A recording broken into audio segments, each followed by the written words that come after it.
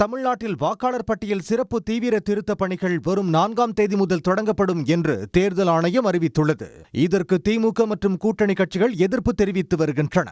வாக்காளர் பட்டியல் சிறப்பு தீவிர திருத்தத்தை அவசரமாக செய்யக்கூடாது, தேர்தல் நெருங்கும் நேரத்தில் தொடங்குவது ஏன் என பல்வேறு கேள்விகளுடன் பாஜகவுக்கு சாதகமாக தேர்தல் ஆணையத்தால் நடத்தப்படும் சதி என்றும் எதிர்ப்பு தெரிவித்துள்ளன.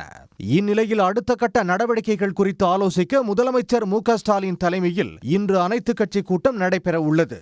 சென்னை தியாகராய நகரில் உள்ள தனியார் விடுதியில் நடைபெறும் இந்த கூட்டத்திற்கு காங்கிரஸ், விடுதலை சிறுத்தைகள் கட்சி, இடதுசாரி கட்சிகள், மக்கள் நீதி மய்யம், கொங்கு நாடு மக்கள் தேசிய கட்சி உள்ளிட்ட கூட்டணி கட்சிகளுக்கு அழைப்பு விடுக்கப்பட்டுள்ளது. இதேபோல் திமுக கூட்டணியில் இல்லாத நடிகர் விஜயின் தாவேக, தேமுதிக, பாமக நிறுவனர் ராமதாஸ், அமமுக, ஓ பன்னீர்செல்வத்தின் அதிமுக தொண்டர் உரிமை மீட்பு குழு, நாம் தமிழர் கட்சி உள்ளிட்ட 60க்கும் மேற்பட்ட கட்சி தலைவர்களுக்கு அழைப்பு கடிதம் அளிக்கப்பட்டுள்ளது. இதில் வாக்காளர் பட்டியல் சிறப்பு தீவிர திருத்த பணிகள் தொடர்பாக தலைவர்கள் வைக்கும் கோரிக்கைகள், ஆலோசனைகள் அடிப்படையில் அடுத்த கட்ட செயல்பாடுகள் அமையும் என்று எதிர்பார்க்கப்படுகிறது.